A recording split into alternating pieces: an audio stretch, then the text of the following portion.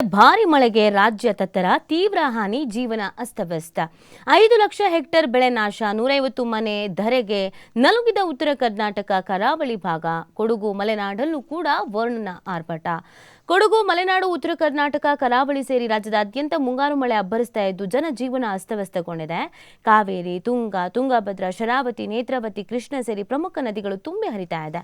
ಸುಮಾರು 5 ಲಕ್ಷ ಹೆಕ್ಟೇರ್ ಬೆಳೆ ನಾಶವಾಗಿದ್ದು 150 ಮನೆ ಧರೆಗೆ ಉರುಳಿದೆ. ಹಂಪಿಯ ಸ್ಮಾರಕಗಳು, ಶೃಂಗೇರಿಯ ಕಪ್ಪೇಶಂಕರ ದೇಗುಲ, ಶ್ರೀರಂಗಪಟ್ಟಣದ ರಂಗನತಿಟ್ಟು ಪಕ್ಷಿಧಾಮ ಸೇರಿ ಹಲವು ಪ್ರವಾಸಿ ತಾಣಗಳು ಸಂಪೂರ್ಣವಾಗಿ ಜಲಾವೃತವಾಗ್ಬಿಟ್ಟಿದೆ. ಕೊಡಗಿನಲ್ಲಿ ಧಾರಾಕಾರವಾಗಿ ಮಳೆಯಾಗಿದೆ. ಕೊಡಗಿನಲ್ಲಿ ಸುರಿತಾ ಇರುವಂತಹ ಮಳೆಯಿಂದಾಗಿ ಮರಗಳು ಬಿದ್ದು ಇಲ್ಲಿ ಚಟ್ಟಳ್ಳಿ ಮಡಿಕೇರಿ ರಸ್ತೆ ಸಂಚಾರವೇ ಸ್ಥಗಿತಗೊಂಡಿದೆ. ಕೆಆರ್ಎಸ್ಗೂ ಒಳಹರಿವು ಹೆಚ್ಚಿದ್ದು ಡ್ಯಾಂನಿಂದ 1.2 ಲಕ್ಷ ಕ್ಯೂಸೆಕ್ ನೀರನ್ನು ಹೊರಕ್ಕೆ ಬಿಡಲಾಗ್ತಿದೆ. ಇದರಿಂದಾಗಿ ರಂಗನತಿಟ್ಟು ಪಕ್ಷಿಧಾಮಕ್ಕೆ ನೀರು ನುಗ್ಗಿದ್ದು ಪ್ರವಾಸಿಗರಿಗೆ ಪ್ರವೇಶ ನಿಷೇಧಿಸಲಾಗಿದೆ. ಶ್ರೀರಂಗಪಟ್ಟಣದ ಪಶ್ಚಿಮ ವಾಹಿನಿಯಲ್ಲಿ ಮಂಟಪಗಳು ಜಲಾವೃತಗೊಂಡಿದೆ. ರಂಗನತಿಟ್ಟು ಪಕ್ಷಿಧಾಮ, ಶೃಂಗೇರಿ, ಕಪ್ಪೆಶಂಕರ, ಹಂಪಿ ಸ್ಮಾರಕ ಜಲಾವೃತವಾಗಿದೆ. ಇನ್ನು 6 ಜಿಲ್ಲೆಗಳಲ್ಲಿ ಶಾಲೆಗಳಿಗೆ ರಜೆಯನ್ನು ಘೋಷಿಸಲಾಗಿದೆ. ಭಾರೀ ಮಳೆಯ ಹಿನ್ನೆಲೆಯಲ್ಲಿ ಉತ್ತರ ಕನ್ನಡ, ಚಿಕ್ಕಮಗಳೂರು, ಕೊಡಗು, ಧಾರವಾಡ, ಬೆಳಗಾವಿ, ಉಡುಪಿ ಜಿಲ್ಲಾ ವ್ಯಾಪ್ತಿಯ ಶಾಲಾ ಕಾಲೇಜುಗಳಿಗೆ ಮಂಗಳವಾರವೂ ರಜೆ ಘೋಷಿಸಲಾಗಿದೆ. ಉತ್ತರ ಕನ್ನಡ ಜಿಲ್ಲೆಯ 10 ತಾಲೂಕುಗಳು, ಚಿಕ್ಕಮಗಳೂರು ಜಿಲ್ಲೆಯ 5 ತಾಲೂಕುಗಳು, ಬೆಳಗಾವಿ ಜಿಲ್ಲೆಯ 8 ತಾಲೂಕುಗಳ ಶಾಲಾ ಕಾಲೇಜುಗಳು ಇದರಲ್ಲಿ ಸೇರಿದೆ.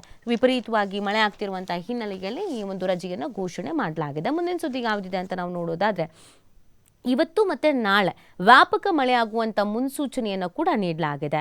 ಬಂಗಾಳಕೊಲ್ಲಿಯಲ್ಲಿ ವಾಯುಭಾರ ಕುಸಿತವಾಗಿರುವುದರಿಂದ ರಾಜ್ಯದಾದ್ಯಂತ ಮಂಗಳವಾರ ಮತ್ತು ಬುಧವಾರ ಭಾರೀ ಮಳೆಯಾಗುವಂಥ ಸಾಧ್ಯತೆ ಇದೆ ಅಂತ ಹವಾಮಾನ ಇಲಾಖೆ ಮುನ್ಸೂಚನೆ ನೀಡಿದೆ.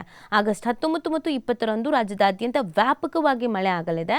ಆಗಸ್ಟ್ 21ರಂದು ಮಳೆಯ ಪ್ರಮಾಣ ಕಡಿಮೆ ಆಗಲಿದ್ದು ಮೋಡ ಕವಿದ ವಾತಾವರಣ ಇರಲಿದೆ. ತಿಂಗಳ ಕೊನೆಯ ವಾರದಲ್ಲಿ ಮಳೆಯ ಪ್ರಮಾಣ ಕಡಿಮೆಯಾಗಿ ಬಿಸಿಲಿನ ವಾತಾವರಣ ನಿರ್ಮಾಣವಾಗಲಿದೆ. ಬೆಂಗಳೂರಿನಲ್ಲಿ 5 ದಿನ ಮಳೆ ಆಗುವಂತ ಸಾಧ್ಯತೆ ಇದೆ ಅನ್ನೋದನ್ನು ಕೂಡ ಹೇಳಲಾಗ್ತಾ ಇದೆ. ಇನ್ನು ಇದೇ ಸಂದರ್ಭದಲ್ಲಿ ಭಾರಿ ಮಳೆಗೆ ಹಲವು ಡ್ಯಾಂಗಳು ಭರ್ತಿಯಾಗ್ಬಿಟ್ಟಿದೆ. ಭಾರಿ ಮಳೆಗೆ ರಾಜ್ಯದ ಪ್ರಮುಖ ಡ್ಯಾಂಗಳು ಭರ್ತಿಯಾಗಿದ್ದು ಹೆಚ್ಚುವರಿ ನೀರನ್ನ ನದಿಗಳಿಗೆ ಬಿಡಲಾಗ್ತಾ ಇದೆ. ಲಿಂಗನಮಕ್ಕಿ ಜಲಾಶಯ ಭರ್ತಿಯಾಗೋಕೆ 4 ಅಡಿ ಮಾತ್ರ ಬಾಕಿ ಉಳ್ಕೊಂಡಿದೆ. ಭದ್ರಾ ಭರ್ತಿಗೆ ಕೇವಲ 1 ಅಡಿಯಷ್ಟೇ ಬಾಕಿ ಇದೆ. ಹಾಸನ ಭಾಗದ ಹೇಮಾವತಿಗೆ 32,925 ಕ್ಯೂಸೆಕ್ ಒಳಹರಿವಿದೆ. ಮಹಾರಾಷ್ಟ್ರದಲ್ಲಿನ ಮಳೆಯಿಂದಾಗಿ ಆಲಮಟ್ಟಿಗೆ ಒಳಹರಿವು ಹೆಚ್ಚಿದೆ. ಬಸವಸಾಗರ ಜಲಾಶಯದಿಂದ 1.27 ಲಕ್ಷ ಕ್ಯೂಸೆಕ್ ನೀರನ್ನ ಕೃಷ್ಣಾ ನದಿಗೆ ಬಿಡಲಾಗ್ತಾ ಇದೆ. ಕಬಿನಿ, ಕೆಆರ್ಎಸ್ ಜಲಾಶಯಕ್ಕೂ ಕೂಡ ಒಳಹರಿವು ಹೆಚ್ಚಾಗಿದೆ. ಇನ್ನು ಚುನಾವಣಾ ಆಯುಕ್ತ, ಇದು ಮುಂದಿನ ಸುದ್ದಿ ನಾವು ನೋಡೋದಾದ್ರೆ, ಚುನಾವಣಾ ಆಯುಕ್ತ ವಾಗ್ದಂಡನೆಗೆ ಇಂಡಿಯಾ ಕೂಟ ಚಿಂತನೆ, ಕರ್ತವ್ಯದಲ್ಲಿ ವೈಫಲ, ಜ್ಞಾನೇಶ್ ಮೇಲೆ ಗರಂ. ನುಡಿ ಮುಖ್ಯ ಚುನಾವಣಾ ಆಯುಕ್ತ ಜ್ಞಾನೇಶ್ ಕುಮಾರ್ ಮುಕ್ತ ಮತ್ತು ನ್ಯಾಯಸಮ್ಮತ ಚುನಾವಣೆ ಖಚಿತಪಡಿಸುವ ತಮ್ಮ ಸಾಂವಿಧಾನಿಕ ಹೊಣೆ ನಿರ್ವಹಿಸುವಲ್ಲಿ ವಿಫಲರಾಗಿದ್ದಾರೆ ಅಂತ ಆರೋಪಿಸಿರುವಂತಹ ಕಾಂಗ್ರೆಸ್ ನೇತೃತ್ವದ ಇಂಡಿಯಾ ಕೂಟ ಅವರ ವಿರುದ್ಧ ವಾಗ್ದಂಡನೆಗೆ ಚಿಂತನೆಯನ್ನು ನಡೆಸಿದೆ ಅನ್ನೋದನ್ನು ಹೇಳಲಾಗ್ತಾ ಇದೆ. ಇದೀಗ ಚುನಾವಣಾ ಆಯೋಗ ವರ್ಸಸ್ ಕಾಂಗ್ರೆಸ್ ಅನ್ನುವಂಥದ್ದು ನಡೀತಾ ಇದೆ. ಇನ್ನೊಂದು ಕಡೆಯಲ್ಲಿ ಚುನಾವಣಾ ಆಯೋಗ ಕಾಂಗ್ರೆಸ್ಗೆ ಕೌಂಟರ್ ಮೇಲೆ ಕೌಂಟರ್ ಕೊಡ್ತಾ ಇದೆ.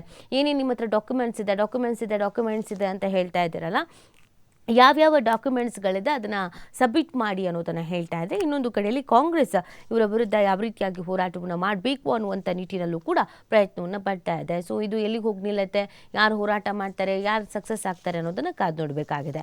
ಮುಂದಿನ ಸುದ್ದಿ ನೋಡೋಣ. ಹೊಸ GST ನೀತಿಯಿಂದ ಮೊಬೈಲು, ಕಂಪ್ಯೂಟರು ಅಗ್ಗ.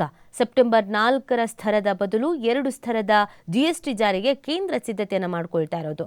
ಇದರಿಂದ ದಿನಬಳಕೆ ಎಲೆಕ್ಟ್ರಾನಿಕ್ ಉತ್ಪನ್ನ ಸೋವಿ ಅನ್ನೋದನ್ನು ಹೇಳಲಾಗ್ತಾ ಇದೆ. ಹಾಗಿದ್ರೆ ಯಾವ್ಯಾವ ವಸ್ತುಗಳು ಇಳಿಕೆ ಆಗತ್ತೆ, ಈ ಥರ ಏನಾದರೂ ಆಯಿತು ಅಂತಂದರೆ ಯಾವ್ಯಾವ ವಸ್ತುಗಳು ಇಳಿಕೆ ಆಗತ್ತೆ ಅನ್ನೋದನ್ನು ನೋಡೋದಾದರೆ, mobile, computer, washing machine, electronic ವಸ್ತುಗಳು ಹಾಗೂ ಹವಾನಿಯಂತ್ರಣ ಉಪಕರಣಗಳ GST -28ರ ಬದಲು -18ಕ್ಕೆ ಇಳಿಕೆಯ ನಿರೀಕ್ಷೆ.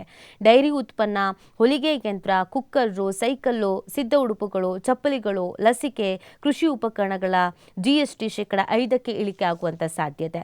ಆದರೆ ತಂಬಾಕು, ಮದ್ಯ ಸೇರಿ ಹಲವು ಉತ್ಪನ್ನಗಳ ಮೇಲೆ ಸರ್ಕಾರದ ಪ್ರಹಾರ.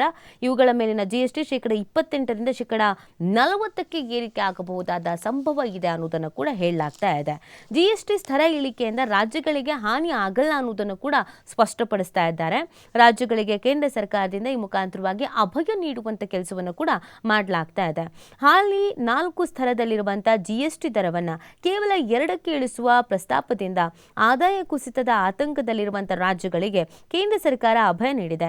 GSTಯಲ್ಲಿ ಕೇಂದ್ರ ಮತ್ತು ರಾಜ್ಯ ಎರಡೂ ಸಮಪಾಲುದಾರರು. ಮುಂದಿನ ದಿನಗಳಲ್ಲಿ ಹೊಸ GST ನೀತಿಯಿಂದ ಬಳಕೆ ಹೆಚ್ಚಾಗಿ ಹೆಚ್ಚಿನ ತೆರಿಗೆ ಆದಾಯ ಹರಿದು ಬರಲಿದೆ ಅಂತ ಕೇಂದ್ರ ಸರ್ಕಾರದ ಮೂಲಗಳು ವಿಶ್ವಾಸ ವ್ಯಕ್ತಪಡಿಸಿದೆ. ತೆರಿಗೆ ಸ್ತರ ಬದಲಾವಣೆಯಿಂದ ಆರಂಭಿಕ ಹಂತದಲ್ಲಿ ಒಟ್ಟಾರೆ 5,000 ಕೋಟಿ ರೂಪಾಯಿಗಳಷ್ಟು ತೆರಿಗೆ ಸಂಗ್ರಹ ಕಡಿತ ಆಗಬಹುದು ಅನ್ನೋದನ್ನು ಕೂಡ ಹೇಳಲಾಗ್ತಾ ಇದೆ.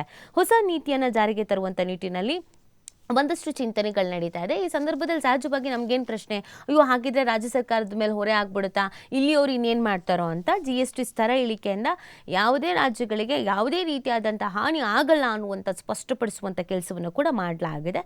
ಸೊ ಮುಂದಿನ ದಿನಗಳಲ್ಲಿ ಏನು ಡೆವಲಪ್ಮೆಂಟ್ ಆಗುತ್ತೆ ಅನ್ನೋದನ್ನು ನೋಡಬೇಕಾಗತ್ತೆ. ಮುಂದಿನ ಸುದ್ದಿ ನೋಡೋದಾದರೆ